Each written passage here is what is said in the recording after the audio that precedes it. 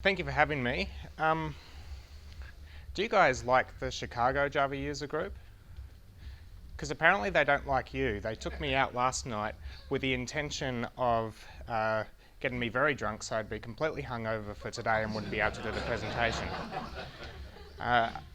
They failed to take something into account, and that is, apart from just being Australian, I'm also a rugby player, so kicking is important in rugby, passing and tackling, but the most important skill is drinking. So here I am, not hungover. So yes, my name is James Roper. I'm from Australia. I work for a company called Lightbend, formerly known as TypeSafe. We are the company behind Scala. Scala is language developed by Martin Odersky, who you are probably very familiar with some of his work, even if you haven't used Scala, because I'm sure you've used the Java compiler, which was originally, or the version that is used today was written by him. He also did the generic spec in Java. We at Lightbend also have a number of other products. We have an actor system called Akka, a web framework called Play Framework, and we also work on Spark, and we have most recently produced a new microservices framework called Lagom, which we're going to see a bit of tonight.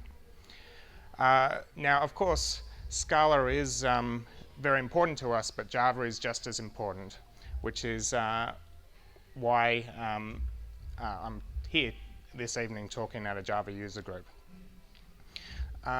So you will be, yep. Can you speak up or use the mic? Uh, The music's on. yeah, there's no, the mic isn't connected to anything. I'll try and speak up. I'll take a drink first.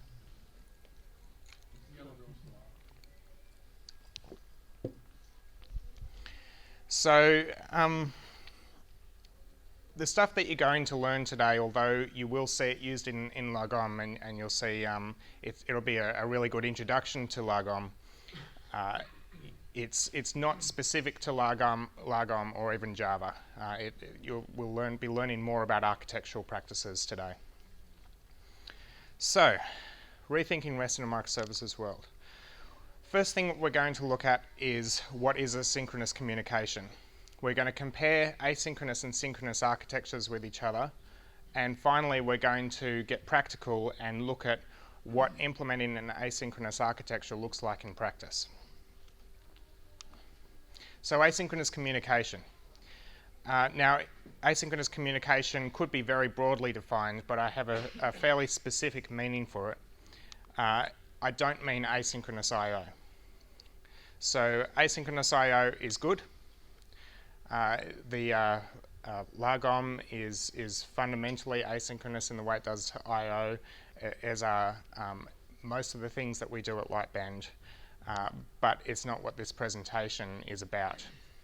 So just to explain by way of contrast, asynchronous I/O means that you don't consume threads while waiting for things to happen. So typically for waiting for some I/O, talking to a database, talking to another service, talking to the file system. You don't have a thread that's sitting there waiting for that to come back so that you can then continue. So here's some example code, some Java 8 code. You'll see it's using completion stage. So that's a Java 8 interface. Now you may have heard of promises before in JavaScript, or if you've done some Scala, futures. Completion stage is Java's very long way of saying promise or future. It's a different thing to Java util concurrent future, and we'll see why in just a tick. So we're making a request here, perhaps a request to another service, and it's returning something of type response. If we want to convert that to some sort of model by decoding it, because a completion stage is a value that hasn't been redeemed yet, okay, or might not have been redeemed yet. We can't work directly with it because that response hasn't got back yet. So rather than working with it directly, we use this then apply method, which is Java's very long way of saying map. And then we pass this callback. And so this callback is able to convert, is what does the conversion of the response to the model. And we end up with a completion stage of my model. So that callback there does not get executed when we execute the then apply. It gets executed when the completion stage of the response is redeemed. So that's asynchronous I/O, but it's not what this presentation is about. Asynchronous I/O is about not blocking threads, whereas in contrast, asynchronous communication is about not blocking requests. So, and specifically what I mean is if you have a service that's processing, say, a request from a user, the processing of that request and returning the response, it shouldn't have to be dependent on some other service that has to also, you also have to make a request to and return a response from. So let's have a look at what this might look like in a real system or in a fake system. We've got a user. The user looks fairly happy. They're going to make a request on a service, so service A. I'm using the bidirectional arrow just to say that it's synchronous because we've got a request going one way and a response going the other way.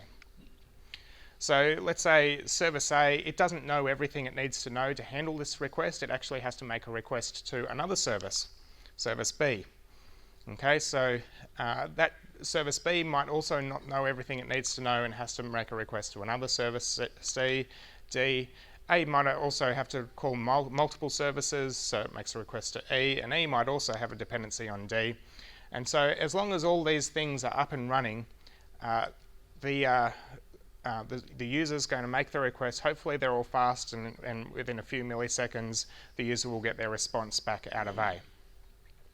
So this is all great if everything is working fine. But what happens if service D blows up? What happens if it's crashed, if it's down for some reason?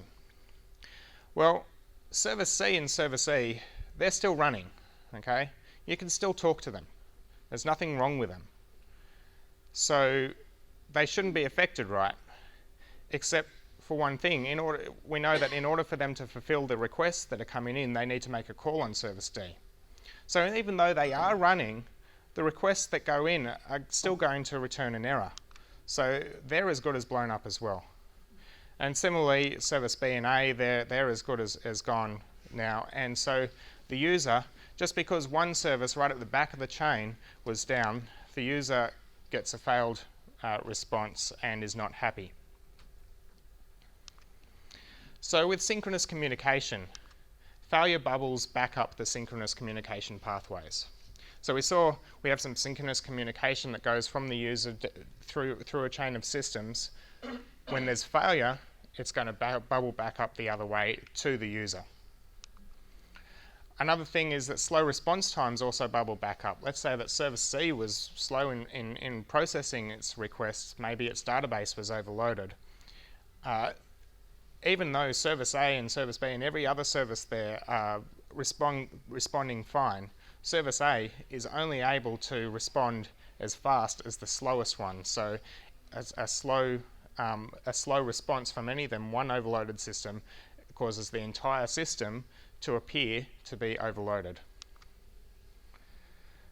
If you really embrace synchronous communication everywhere, you'll end up with some services that are needed by everything.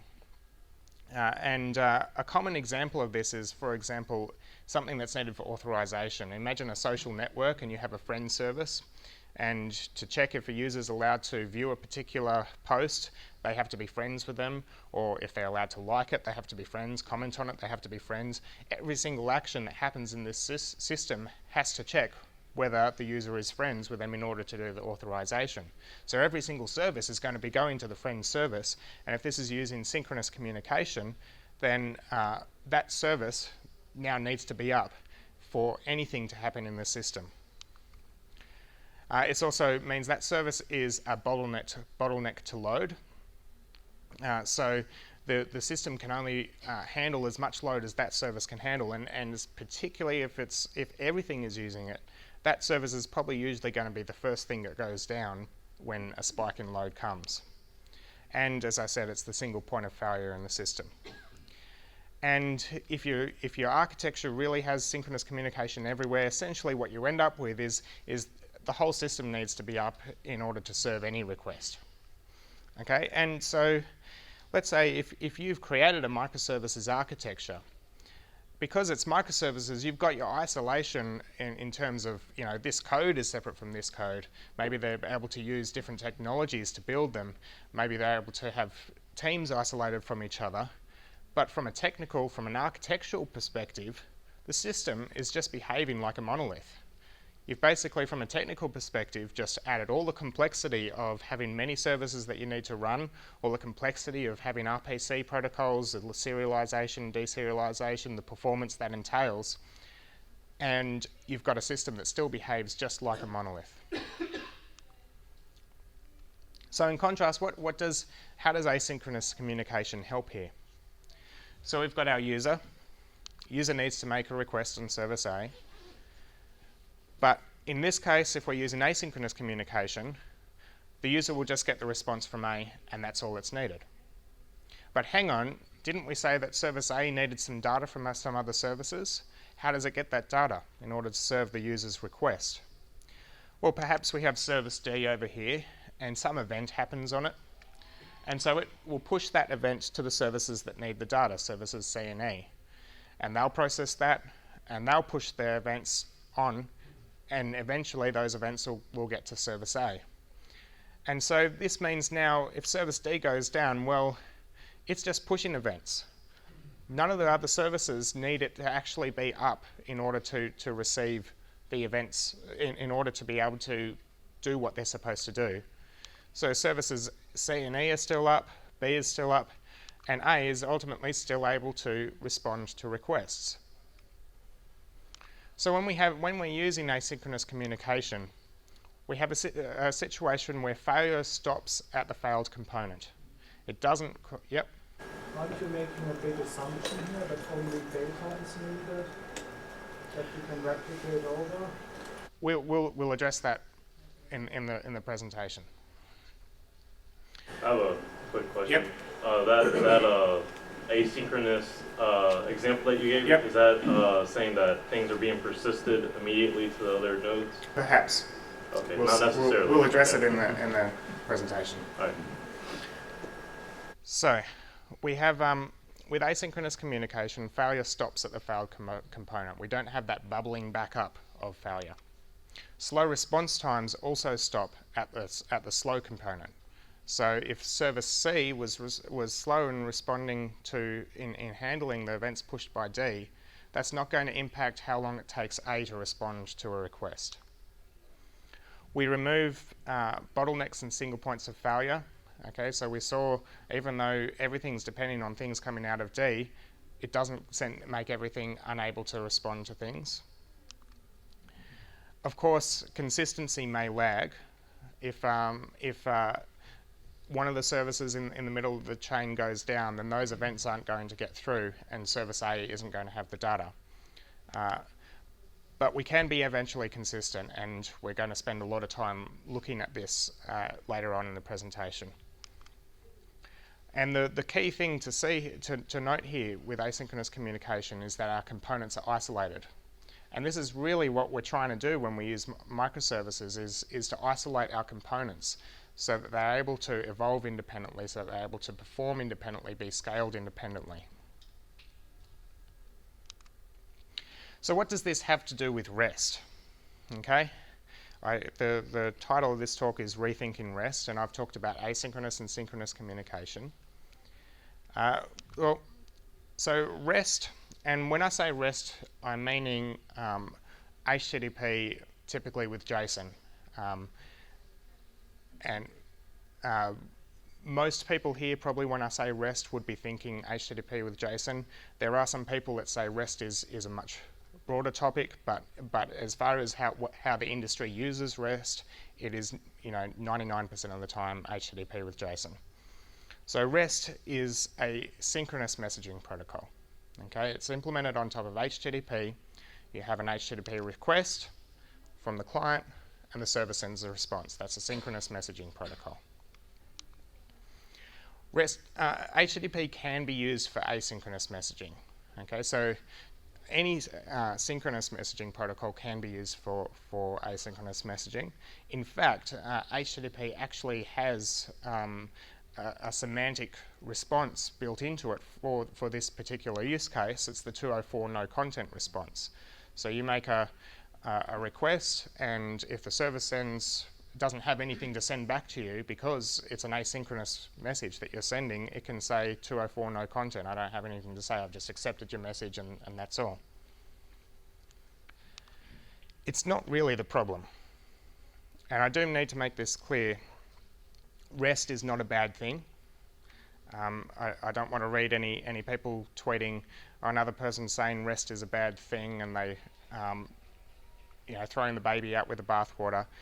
It's not REST itself that's the problem here. But so I've written a new social network. It's fairly small at the moment, but one day it will be as great as Twitter, and it will surpass Twitter. It's called Chirper. In my first incarnation of it, just to get going really quickly, I did it as a monolith. So we've got this monolith called Chirper, and we're going to have a look at it today. And I went to a presentation at DevNexus, and they said, monoliths are bad, okay? And so I need to convert it to microservices. We're not going to look today at why microservices are good or bad compared to monoliths. There's plenty of presentations and blog posts you can go out to see what's good about microservices, what's bad about monoliths, when you should use one or the other. We're just going to assume today that you are doing microservices for whatever reason. So here's my Chirper monolith, a simplified view. We've got a few components. I'm probably using Spring to do it. So a friend service, a chirp service, and a like service. These are just components. They're making method calls on each other. The like service needs the friend service to check if a user is friends with the user when somebody likes something. Chirp service needs the like service because when it returns a list of chirps, it's got to say how many likes there are for the chirps. And the chirp service needs the friend service to know who the friends are of a user when you go and get all the chirps of the user that they follow. So how are we going to convert this to microservices? Well, first of all, let's get rid of the monolith. Now we've got these kind of components that have to live somewhere, so we'll just turn them into services. And we've got all these things that used to be method calls before. So they were just ordinary method calls in the JVM. Since these are now running in different JVMs, probably on different machines, they can't be straight method calls. What are we going to do? Well, let's just replace them with REST. And so now we have all these REST calls everywhere through our system. But as we know, since REST is a synchronous protocol, at least the HTTP with JSON. What happens is after I convert this to microservices, of course, Chirper is going to become very popular because microservices are awesome. And we're going to start to get a lot more users. And the friend service may have some trouble handling that, so it goes down. And since the like service and chirp service generally need the friend service to fulfill their requests, they're also going to go down.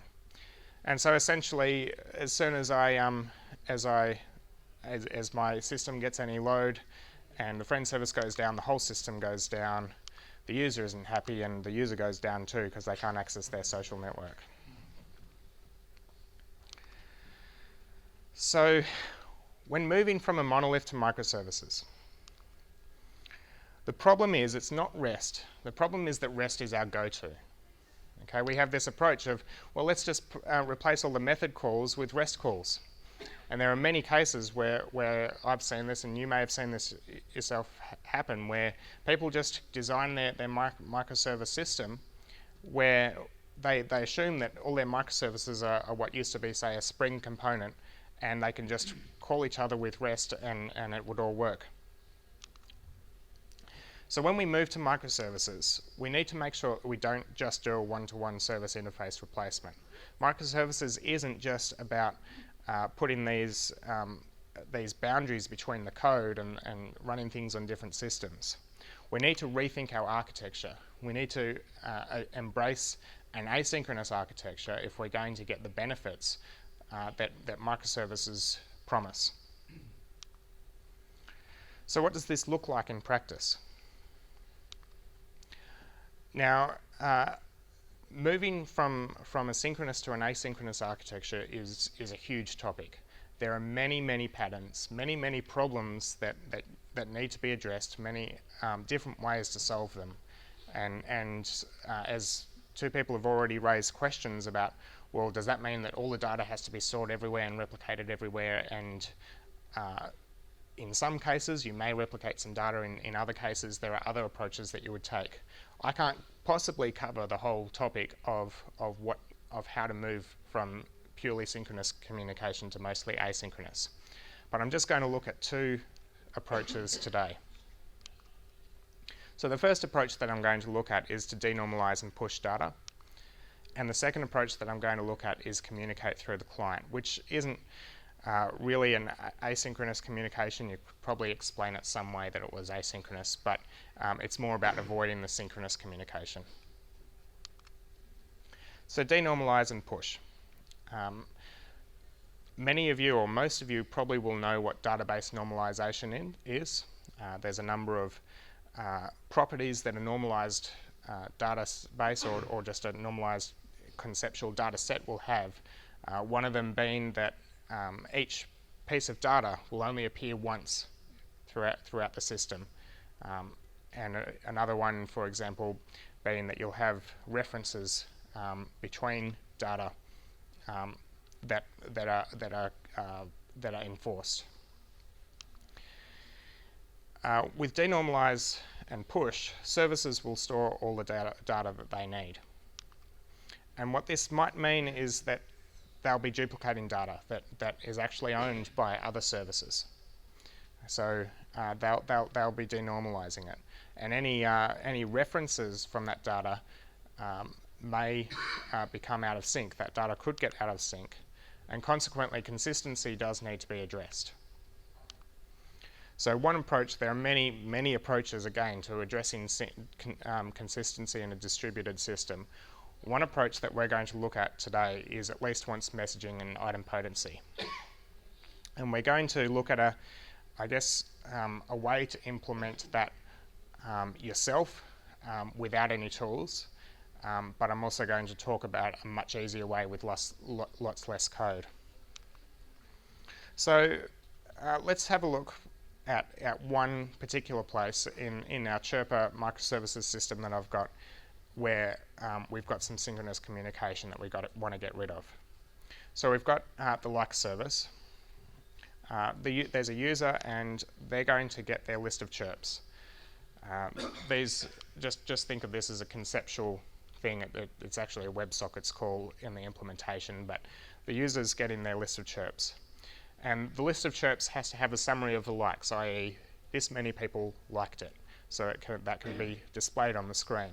If the user then clicks, they can find out who liked it. That's going to go directly to the like service. But when the chirp service returns the chirps, it's got to have that summary of likes in it. And so currently, to get those likes, the chirp service goes and calls get the number of likes from the like service. And as we know, that means if the like service goes down, the chirp service is not going to be able to respond to that request to get the chirps. So what we're going to do is we're going to remove that synchronous communication between the chirps and the like service. And we're going to replace it with an asynchronous push. Every time somebody likes a chirp, the like service is going to push the current count of that like to the chirp service. Now this means if the like service then goes down, well, the chirp service might get out of date with a number of likes, but it's still going to be able to respond to requests for chirps that come in. So now we're going to move into the demo with some live coding. Chirper has been implemented, I mentioned before, using Lagom. So Lagom is a new microservices framework that we've developed to TypeSafe. It's in milestone 1 at the moment. It currently just has a Java API, but we're working on a Scala API for it as well. The word Lagom is a Swedish word, It means just right or sufficient. And it's more than just a word in Swedish. It's actually kind of a cultural concept where of kind of doing things just with just the right amount. And we felt that was quite pertinent for microservices, because often the focus with microservices is that, if you read some blog posts, is make them as small as possible. The smallest function that's practical to put in there. And really, it's not about size at all. So the micro part of microservices is not really a good name. Really, you want to have it just the right size to implement your isolation and your boundaries requirements, so that you're able to scale things in isolation, you're able to deploy them in isolation, you're able to run them with the right resilience in isolation. So it's a reactive microservices framework for the JVM. It has first-class support for asynchronous messaging, which is going to help us tonight. It provides a high productivity development environment.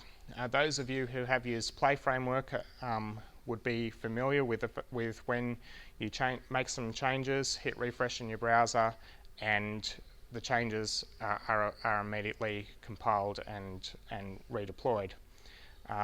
Lagom does that not just for one service, but for all the services that you're running. And it guides you all the way to production. So another difficult thing about microservices is the deployment, the management of the configuration, ensuring they all are talking to the right database, ensuring clusters know about each other. Lagom provides the tools needed to be able to guide you into doing that in a straightforward way. So let's have a look at the demo. I'm going to sit down now because I need to do some typing, but hopefully you can sort of see me. I guess it's more important to see the screen. So first thing I'm going to do is I'm going to start the development environment. So run all we're in SBT. SBT is a build tool and development environment for JVM development. And the run all command is provided by the Lagom plugin, and it's going to run all our services. The first thing you can see that's happened there is it started Cassandra. It started a service locator. It started a service gateway. That's how we're going to access our services. It's a proxy. And then it started all of our individual services. Each are on a different port, but we don't need to worry about that port number because the service gateway is what will access it through. So that should be running now. If I go here and hit refresh, I can get my chirps. And so I should be able to write a chirp, and I'm logged in as Bob. I've got a friend with James. I probably should do it the other way around, but I feel like being Bob tonight. I can like the chirp or unlike it, and you can see that summary of likes there that is shown with each chirp. So what happens when our microservice goes down? I should show you first.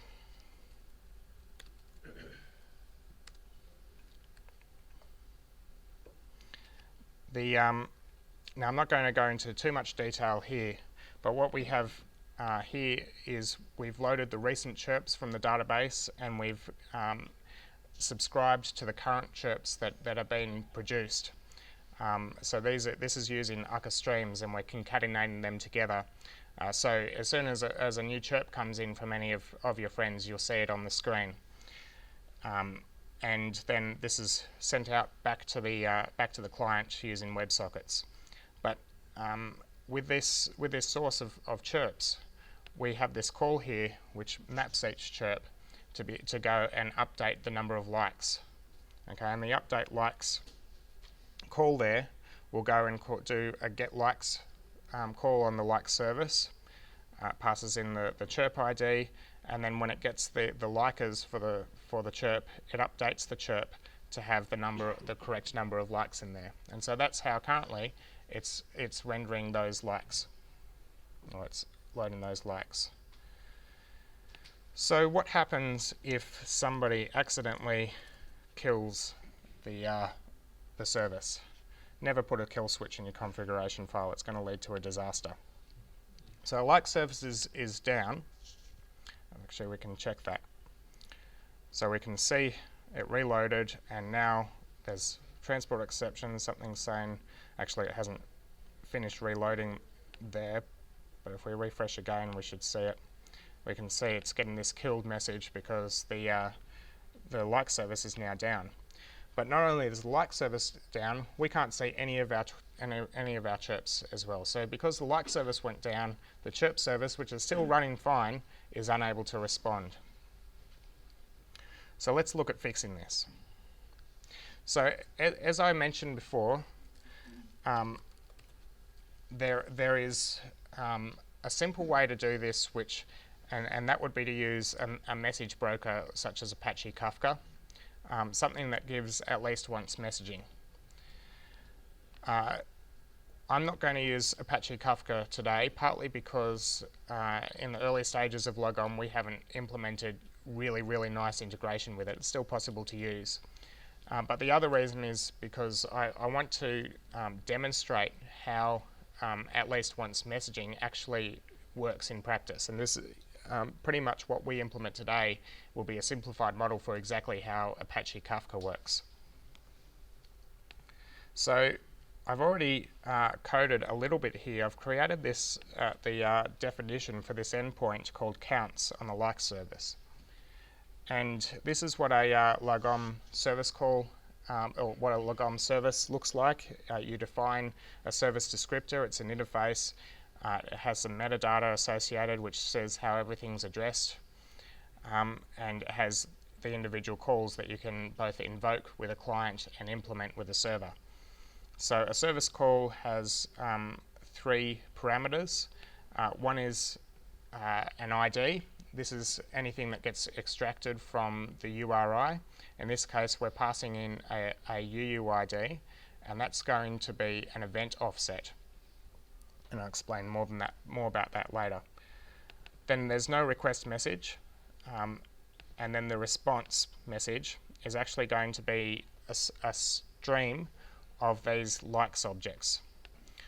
So as I said before, we're using Logom uses Akka streams for asynchronous streaming, and these likes objects have 3 properties: the chirp ID that was liked, the number of likes for that chirp, and finally the UUID of this event. So each event that is sent will have a unique UUID. So let's come to implement this. So I haven't implemented it yet, as you can see. Most generally, you'll implement a service call using a Lambda in Logom. So here I'm taking the ID and the request message. Of course, the request message isn't used, so we're not going to use it. But the ID is that offset. And so this operation is actually going to happen immediately. We don't need to do any asynchronous operations first, which is why we return a completed feature. Now here I'm getting a stream of events.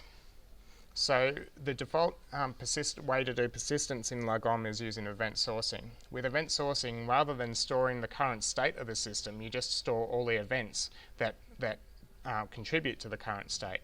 So the events that the like service stores are: this user liked this chirp, or this user unliked this chirp. That's the only 2 events it stores. And then Logom allows you to get a stream of those events. And so these are, so I'm getting all the like events, and I'm passing in this offset here. So that's saying get all the events since that offset. And this is actually how we're implementing the at least once messaging, because any client that is consuming these events will keep a track of what offset they've processed, And so then when they go down, or if something goes wrong, they can restart the stream from that offset and ensure that they get all the all the subsequent events.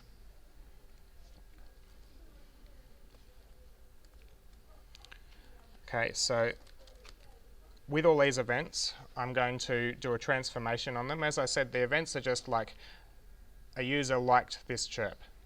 We will actually want to send the count of the events. And so we want to convert the count of likes with each event. So we want to convert these events to our likes object. So we're using the map async call because we're going to do an asynchronous call to do it.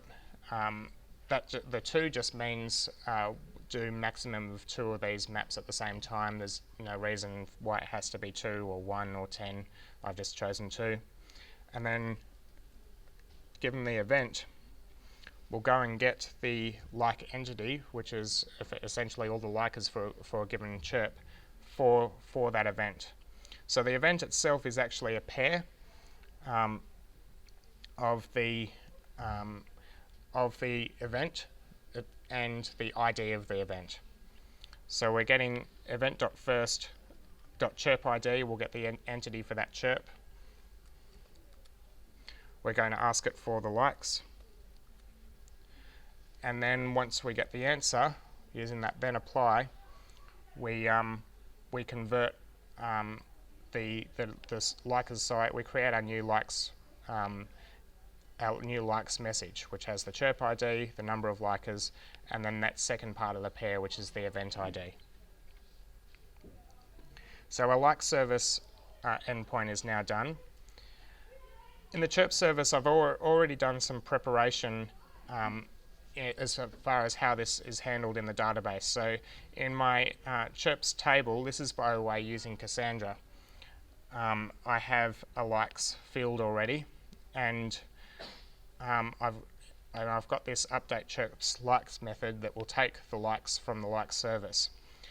And the important thing to note here is that after I've done the update, I then do this right into a table called the likes offset. I've got a partition field here. It's not absolutely needed, but if we wanted to scale this out to work with more nodes, then we could partition the events into multiple partitions, and so we need to track the offset per partition if we do that. But we store the offset, or we store the offset of the thing that we last processed. Now the reason why this is at least once messaging and not exactly once messaging is because, let's say I do this update here, and then immediately after that my service crashes. If that happens, then I'm not going to store the last offset that I just processed. And so when my service comes back up, it'll go, this is the offset that I processed, let's re-request that, and I'll get the same event again. And that's why idempotency is really important. Yep. You see, what is the offset again? So the offset is the ID of the last event that we processed. So if each event has an ID which is sequential, or I'm not sure if it actually is sequential, but at least from the database's perspective, it knows it has an ordering to the events, and so given an ID, it knows where to restart from. And so so as long as we'll get all those events in order, and if we crash at some point, we're able to say, well, this is we know that we last successfully processed the event with this ID. Let's get all the ones since then, and that's what we're doing. So we might end up processing the same event twice, and this is where the idempotency comes in. So idempotency means if you do the same update operation twice, you'll end up in the same state as if you did it once. And in our case, because we're simply updating the likes to whatever the most recent likes was, we can process that multiple times. Okay, we're not adding anything to anything, we're just saying we've got this fact that the likes was this at some point, and so we know that we know that this is idempotent because if we then process the same event again, we'll end up with the same result. So is the event source which guarantee the idempotency? It's the thing that's consuming the event that needs to ensure it. So you need to design your events and your event handling in a way that's able to ensure that if you handle the same event twice, that you won't do two actions that shouldn't have been done, for example. So, and then I've also got a call here to get the latest likes offset, which we're going to use right about now. Now, I do want to remind you at this point that all the stuff that you're seeing at the moment, if you were using Apache Kafka, you would get it out of the box, so you wouldn't have to implement all this code.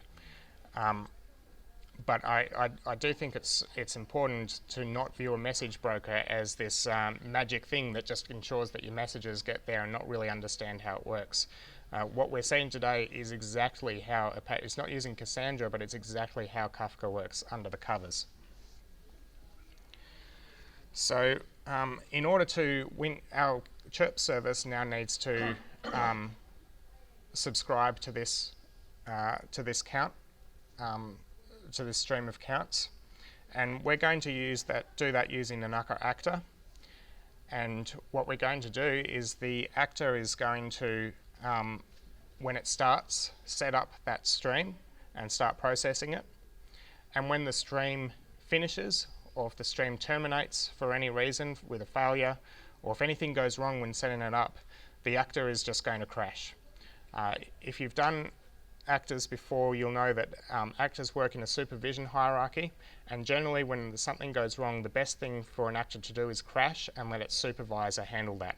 And we'll see that in a bit, how that works. So when the actor starts, we'll go and get the likes offset. And then we're going to, using that offset, invoke the count stream from the like service. Now just getting that stream could fail, so we need to handle that error. So if we get an error from that, then we'll tell ourselves to fail. We send this failure message to ourselves, and in the handling of that message you can see we fail there. But if it doesn't, if it returns us the stream correctly, then we'll take that stream, which we've called subscription, and to each element, using map async, we'll call that update chirp likes method that we just saw back here. And so that's going to handle all our likes messages. We need to then run that stream. So we're going to run it. Now we could feed it just into, because we've already handled the messages, we could feed it into a ignoring sync, but then we wouldn't be able to detect when the stream failed. So what we're actually going to do is feed it into a sync that wraps ourselves as an actor. And so that means when the stream fails, we'll get a failure message and we'll be able to crash. And also, if this argument here passed to their sync actor F says, if the stream terminates successfully, then send this message. And again, if the stream terminates successfully, which it shouldn't, but if it does, because this is a never-ending stream, it shouldn't. If it does, then we just want to crash because we want to re-establish that connection. Okay, now we're going to do that hierarchical supervision and implement the crash handling. So this is, those of you familiar with Juice, this is a Juice module.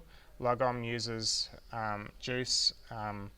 It's actually built on top of Play Framework, which uses Juice, and Logom reuses that for doing things. And so we're binding this, we've created a provider for our subscriber, and we're binding that as an eager singleton, so it'll start when our system starts. And so the first thing we want to do is create some properties that describe how to create our subscriber actor. With Akka, you never instantiate an actor directly yourself. You let the actor system instantiate it, And to do that, you create this props object that describes how to create it. The next thing we do, and this is the restart, so Arco comes out of the box with a back-off supervisor that says, well, if it crashes, then I want to restart it after 3 seconds, and it will do an exponential back-off. So if that then fails to start, then it will try again 6 seconds later, and so on. And for a maximum of 30 seconds. So once we reach 30 seconds, we're going to just keep on retrying every 30 seconds. And this is a random jitter because you don't want everything kind of backing off at exactly the same rate. And the final thing we're going to do is, because we haven't implemented the partitioning of events yet, we really only want to handle these streams from one node. Otherwise, we're just going to have multiple nodes handling these events unnecessarily. So we'll wrap it in Arco's cluster singleton pattern. So that says if we've got a cluster, if we have multiple nodes, ensure that this only runs on one single node. Okay, so now we should be ready to go. So let's just check here to make sure that it has recompiled and reloaded.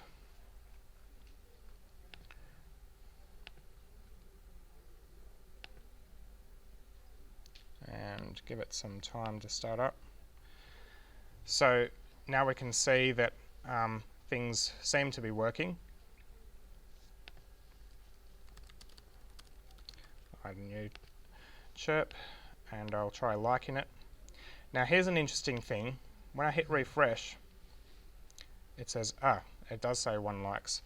I haven't yet removed my the original handling that does the synchronous call. So let's just remove that.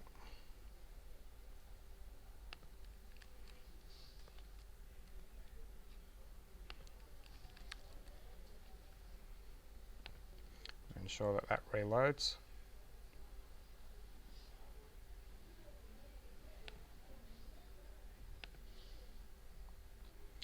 Okay, so I'm going to like this, and I'm going to hit refresh, and it still says 0 likes. Now there's actually a reason for this. In Lagom's, in that event stream that you get out of Lagom actually injects a 10-second delay there, and this is to ensure that all the Cassandra nodes become consistent before it starts putting out the events in order. You can actually remove that altogether if you want, if you ensure that if you know that all your events for a particular chirp are going to be sharded on the same Cassandra node, which in this case they probably will be. But the reason why I've left it in there is because it means we can now see that this actually is asynchronous. So it says 0 likes, 10 seconds is up, it now says 1 like. So that event has asynchronously been passed from the like service to the chirp service. And we can verify that further still by killing our like service. Wait for that to restart. Now that we have this stream there, we see lots of errors whenever something goes wrong, and if we hit refresh here, we can see that the stream's still working. If we click on the likes, we can't see who liked it. Clicking anywhere here, we don't actually see anything happen because our like service is down, but the chirp service is still responding. And we can see here the back-off handling, every so often it tries to reconnect.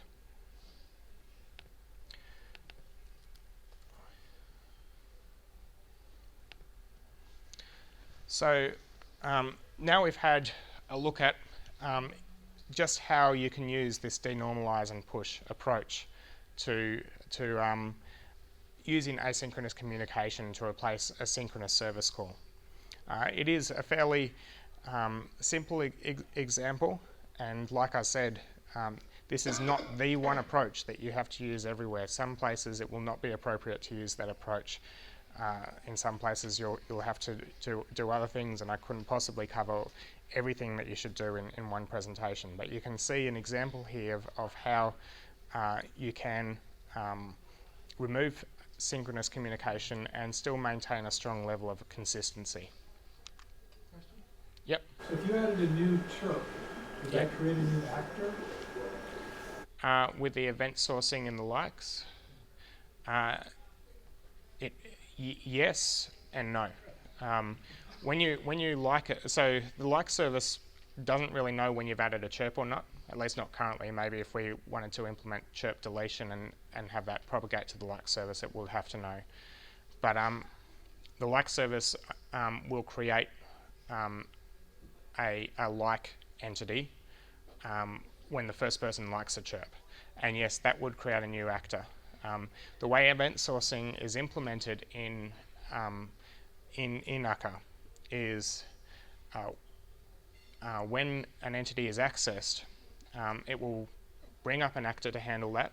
It will replay any existing events for that to get it to the current state, and then it will leave that actor running for a certain period of time while it's still being used. After a certain period of time, if nothing's used that entity anymore, it'll shut down the actor. So things are in memory, but it limits how much will stay in memory based on what's currently being used. Yep. I noticed you were using a service locator. Yep. Does this logo also support like Zookeeper or Eureka? So currently, we out of the box, in development we have just a very simple service locator that we've implemented. In production, out of the box we support Conductor, which is a Lightbend product for running services, and that has its own service locator. We're open to community contributions to implement the service locator API using other things. Kubernetes is something that work has been started on, for example. What were you currently using to restart the service if it fails? You mean in that code? So it's not restarting the service. That was restarting the connection between the services. So the stream is handled by a WebSocket connection, and so when the service goes down, that WebSocket connection goes down. So the thing that's restarting that WebSocket connection is the UCA backoff supervisor pattern. It's a feature built into UCA. The services here aren't actually going down. I'm simply, setting the configuration to say kill when the service loads and it sees that there's a filter that says if I'm killed, then respond to everything with a 500 error. So and the actual services themselves, when they're reloading, that's part of the logom dev mode. It handles that for you. So the next thing we're going to look at is communicate through the client. So a client can cache data. It can cache it for a long time.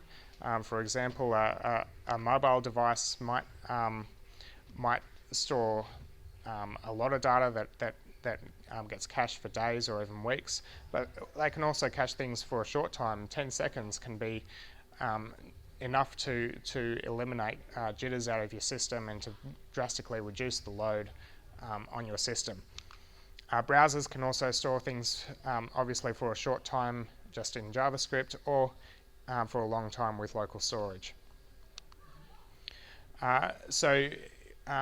You can the client could either cache things at the start of the session, or could use the cache as a fallback. So if it fails, if it finds that a service is down, well, let's just use the cache. So I'm going to give an example. We've got activity stream in Chirper. That's the activity service. Currently it's implemented. It goes to the friend service to get the list of friends for the user, and then it goes to the chirp service to get the list of chirps. And of course, if the friend service goes down, the activity service is unable to respond to the request for the feed. So if we get rid of, rather than going directly to the activity service, instead we just go to the chirp service and ask for all the chirps for all the friends that we have, then we can now we're no longer dependent on the friend service. Activity service can't respond to requests, but we're going directly to the chirp service, so we stay up. So this is a fairly trivial example.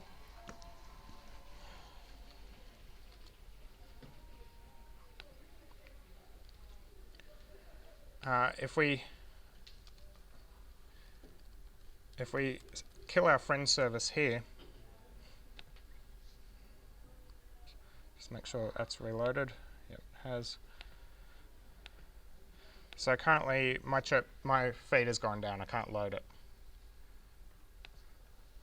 So unkill it.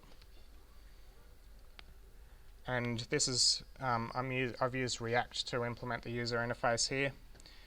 This is pretty trivial, but the demo is really quick.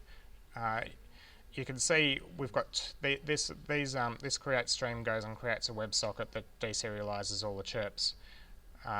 You can see here that that we have there's two different endpoints that are in use here. One's the activity stream, and one when we view the chirps for a particular user, we use this one here, which is the chirp stream, and we send the user ID that we want.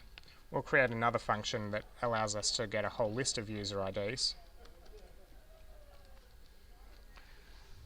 And so that's going to, instead of taking a single user ID like up here, take a list of friend IDs. And then when we create that activity stream page, we'll get the friends for the current user, which is loaded from local storage. Actually, that var should be up here. And we'll concatenate it with our user ID because we also want to see our own chirps in our stream. And then we can replace this call here to load the stream with friend IDs. And so making sure it's recompiled.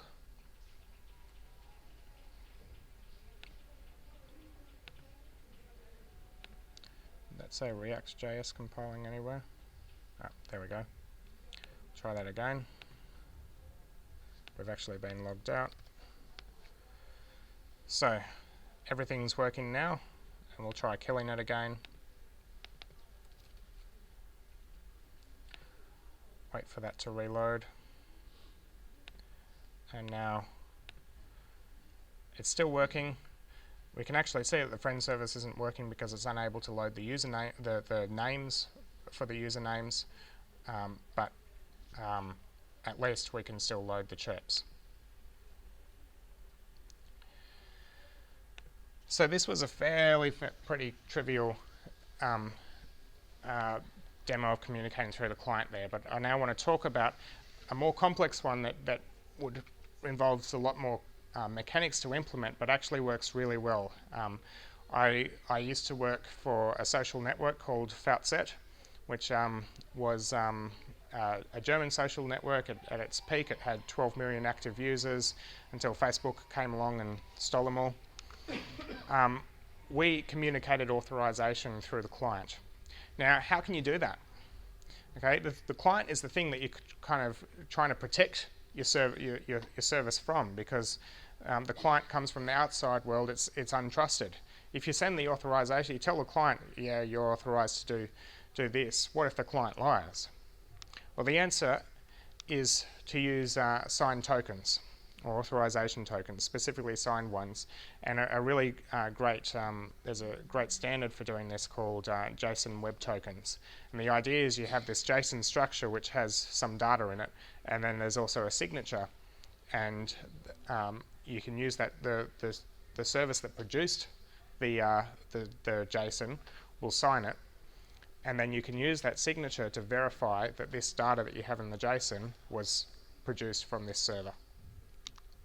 So now, when we load our friends from our friend service, the friend service will also give us a whole set of tokens, one for each friend, and it'll say, user James is friends with user Bob, and it'll sign that.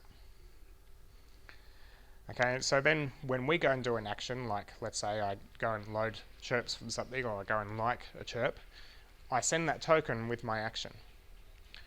And so then the like service, when it receives my action, it'll say, okay, well, the currently logged in user is James, and James needs to be friends with Bob in order to do this.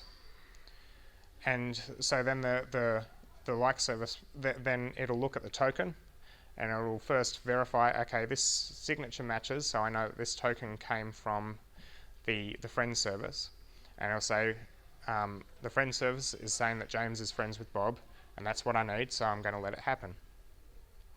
And so this means a few things. One is all our services that require authorization based on friends, they don't need the friend service to be running. They don't need to communicate at all with the friend service to know anything, as long as the client always sends those tokens through. It means that we take a huge amount of load off our friend service, because the friend service previously would have had to handle pretty much every time anything happened in the system being hammered. But now it's only used, when a session first starts for a user. It becomes, can now probably would have had to run on multiple nodes, but when it's only at the start of a session, even for a social network with millions of users, that could probably just run on 1 or 2 nodes. So you mean you're bringing all the friends in one shot and brings it? Sorry? That's like fetching all the friends in one shot was what you're saying? Yeah, so if the client, when it first logs in, goes and gets all the tokens for all the friends that you have, that's one way to implement. Another way is the client views the activity stream, for example, and based on the activity stream, the activity stream might send those tokens across. Loading all the friend tokens at the start of the session, I guess, is a simple to understand, naive way of doing it. In practice, it was a bit more complex than that as to what tokens were sent where. But in practice, these services which needed to know stuff from each other never had to talk to each other, because the authorization was communicated through the client. Yep. So one of the things we're struggling with JWT is lifetimes. Yeah. How do you address loading a token an hour ago and getting a request to the back end and having it invalidated? So if you needed to support that, you could put a timestamp in there. You could also have the client check that timestamp before it uses that to make sure, okay, am I sending a valid token or has it expired? And of course, it really comes down to your application, because that timestamp, if it's you are going to put, maybe a period of, say, if it's 10 minutes, a period of 10 minutes where if a friend unfriends someone, they'll still be able to do some actions. So that may be acceptable, that may be not. It all depends on the use case. So you had the client knowing that these weren't just strings to pass around. Yeah. These were actually had values to check them. You could do that, yes. Okay, thank you. Just one other thing. I have heard from the client you send something like a token by reference or something and then split it and set it as value once it comes inside. So do you guys do something like that? Say we are using a mobile client. I don't want to send the whole jot outside my network. A whole what outside? The JWT. I don't want to send. That's JWT. That's. So that gets converted within the network to the JWT by value, where it has all the details.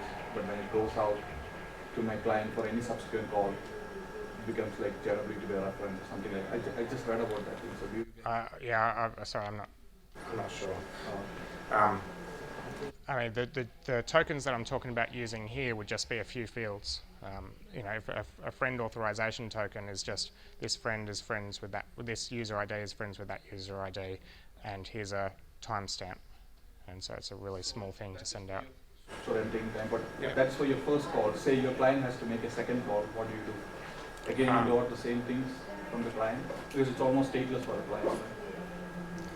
client. Say a second call to load something, or a second call using that token? Second call to do something on it. With the token? It can just send the token as is. Yeah, take it off then. Okay. Okay, so that actually brings me to the end of the presentation. So today what we've seen is not that REST is bad, but that an approach where you go and just replace method calls with HTTP, asynchronous HTTP calls is going to lead to you not realizing the full benefit of microservices. I do encourage you, if you want to learn more, try out Lagom. Lightbend.com/Lagom is the website where you can go and find the documentation. You can go and download it. There are a number of screencasts available on there for you to check it out. Also, if you want to do some further reading, Jonas Bonnier is one of the founders of Lightbend. He's also the author of Akka, and he's very recently, just in the past month, published a book called Reactive Services Architecture. I think they call it a mini book. I think it's only about 30 pages long. You should be able to read it in an hour. So it's free. You can download it from it's published through O'Reilly. You can download it from the O'Reilly website. If you go to lightbend.com/reactive microservices architecture with dashes, you'll find it there. And if you're interested in checking out this presentation, the slides, the code in its original form before I started the presentation, and the completed form of the code are all available at my GitHub account, jroper/rethinking-rest. So yeah, thank you for listening to me. I've actually got plenty of swag. There's a whole bunch of stickers here that we've got: Scala, Akka, Play, Lagom, and several types of Lightbend stickers. And for first come, first serve, there's about 30 t-shirts over there. About half of them are large, half of them are extra large, and I think there's 2 smalls. So, so thank you.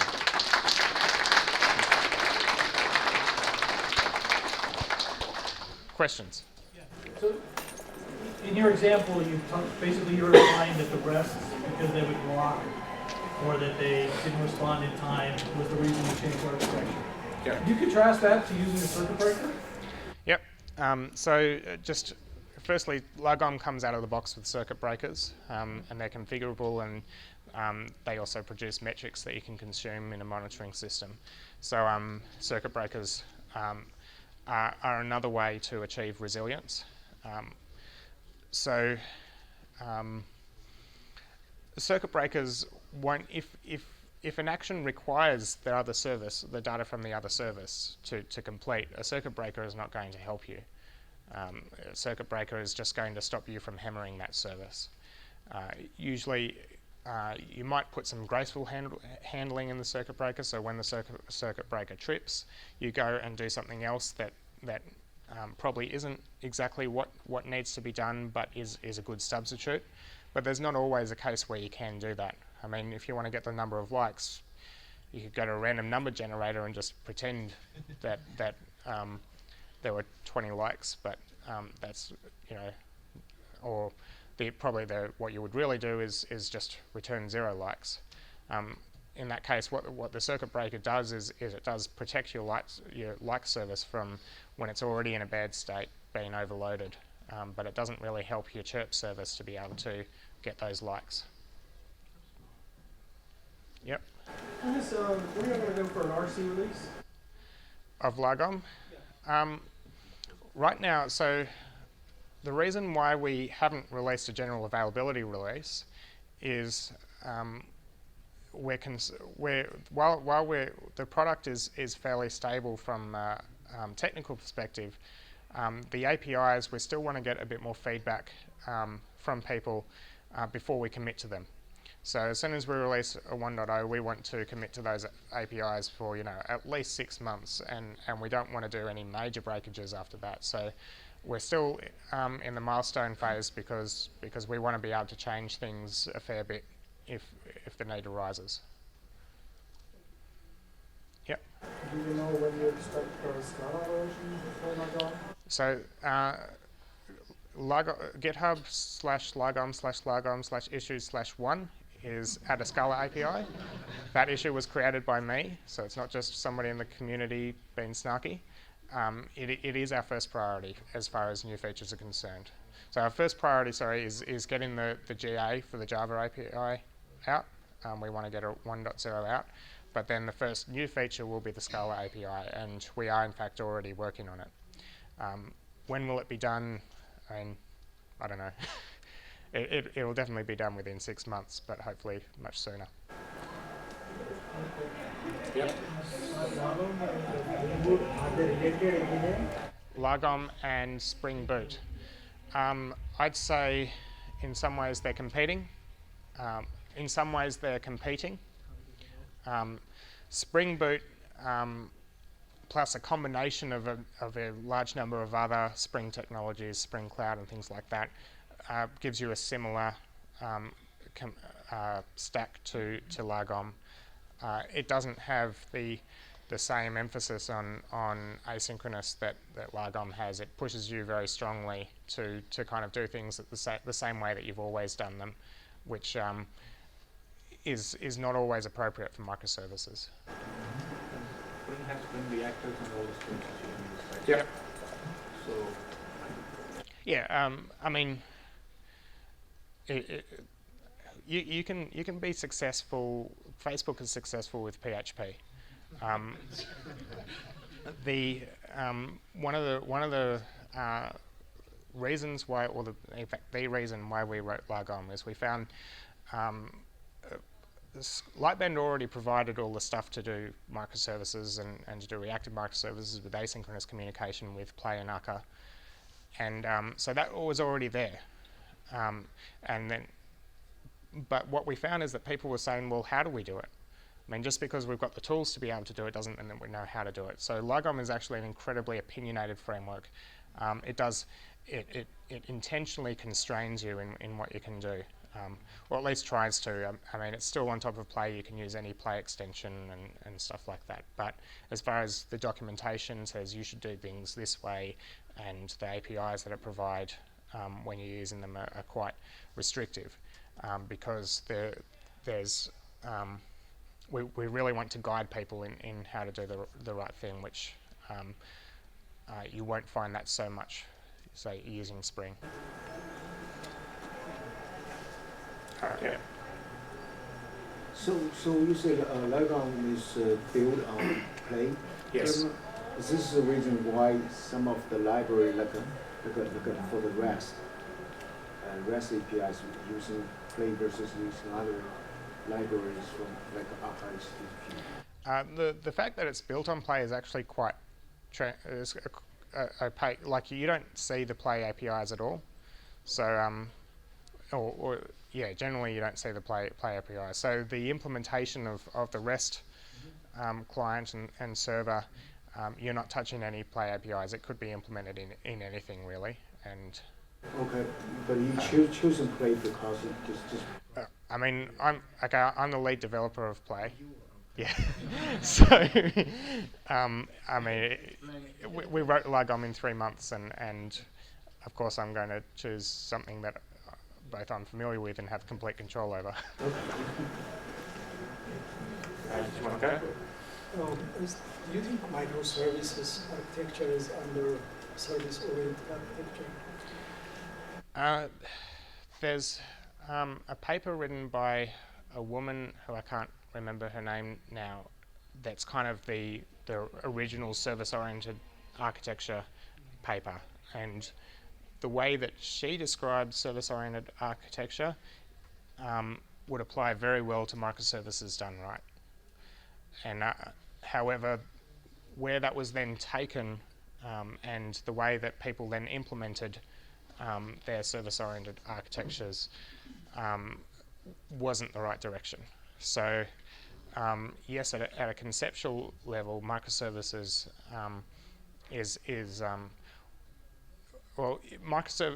if you do microservices right, then you're doing service-oriented architecture the way it was meant to be, but not the incarnation that's been so popular over the past 10 years necessarily.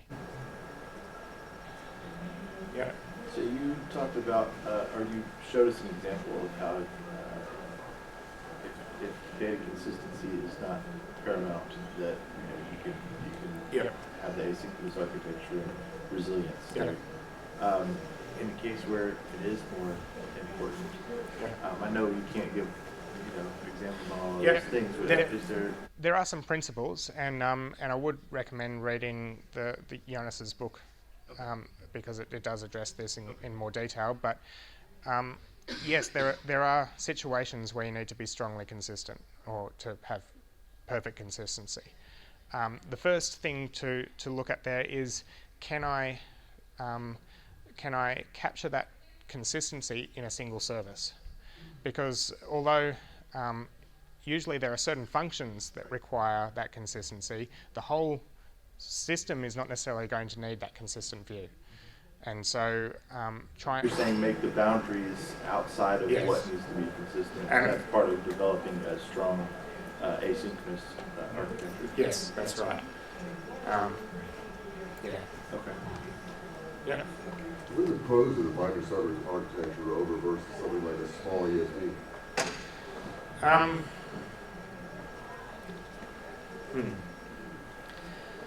think the key word is small.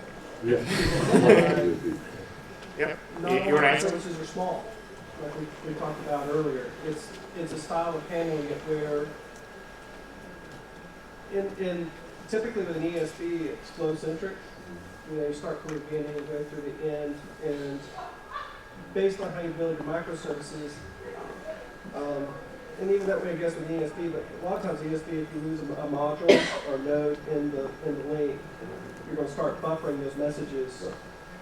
Where if you're taking advantage of like of how microservices are oriented, and you're going to kind of do it the Netflix style, you know, or you know, Pivotal, Spring, or Log-On, you're going to do it in a different style where it's more pull-centric instead of push, or I should say it's the other way around. It's where data's being pushed, but there's really short circuits in the path where services are not going to be interrupted just because something over here goes down.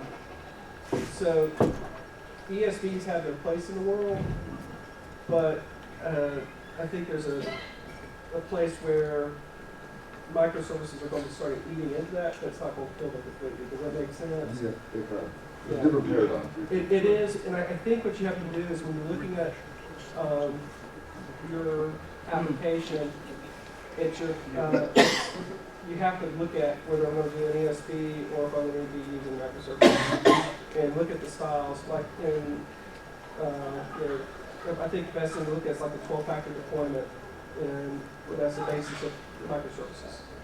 Take a look at that and see if that drops. If it does, you know, start looking at how you can introduce that into your architecture. Did that answer his question? Or? Sounds good to me.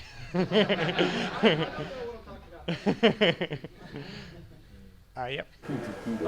In my project, if I'm already using Akka and Akka streams, what are my motivations to use Logam?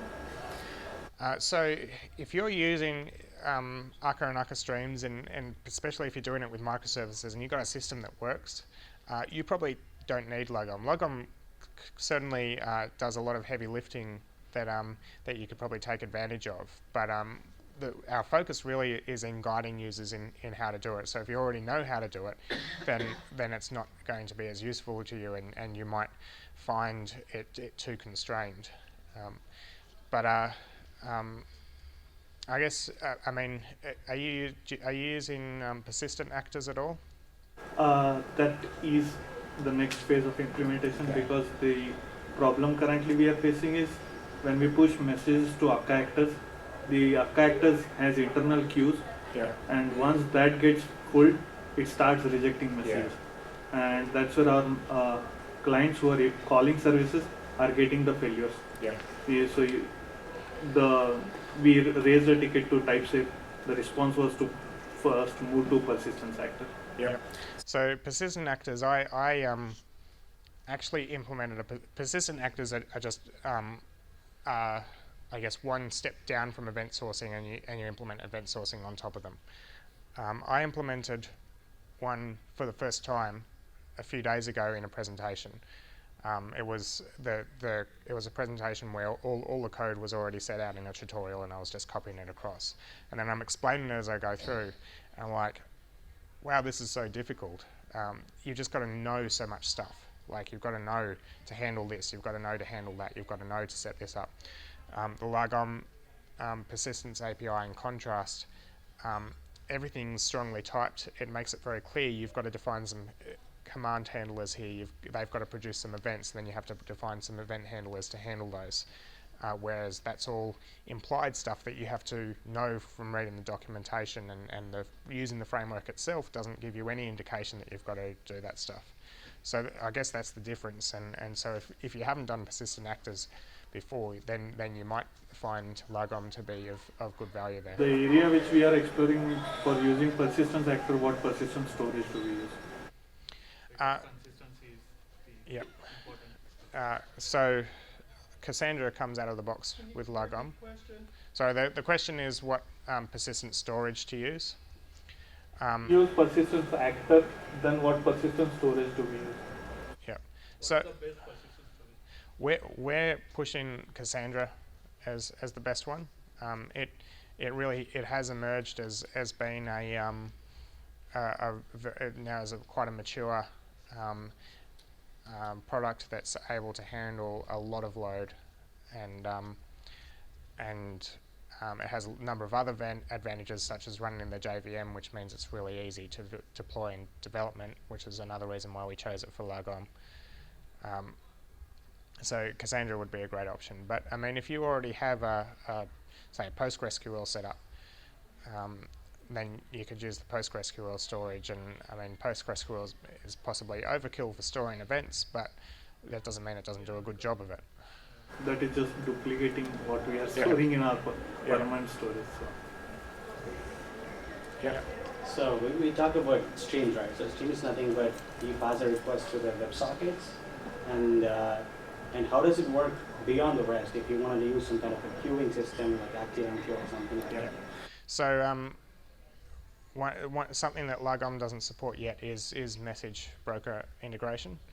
It is something that we're going to add support for very early on, maybe the next thing after a Scala API, for example. And so, but it'll look fairly similar to the stuff we did today. We're calling the WebSockets. You'll, for example, if you're publishing a topic, you'll be able to implement something that returns the source for the messages for that topic. Consuming one, you'll be able to supply a flow to be able to handle all the messages, which will then use the output of the flow to do acknowledgements and things like that. Yep. So we kind of, I feel like, went over two main ways or methodologies of like replacing REST, Yep. which is like kind of like you implement your own little Kafka stream or something, and then also doing stuff through the client where the client's kind of helping persist data. But what about is protocol buffers like maybe a third way, or is that protocol buffers is just a serialization format, which you could certainly use over REST, and you can certainly use it in Lagom as well to serialize your messages, but it doesn't change whether the underlying protocol is synchronous or asynchronous or not. Not to start a war here, but I recently had to implement a WebSocket through Undertow with Spring. Yep. And the netty TCP wiring up for SSL was absolutely hell. It was like 8 hours.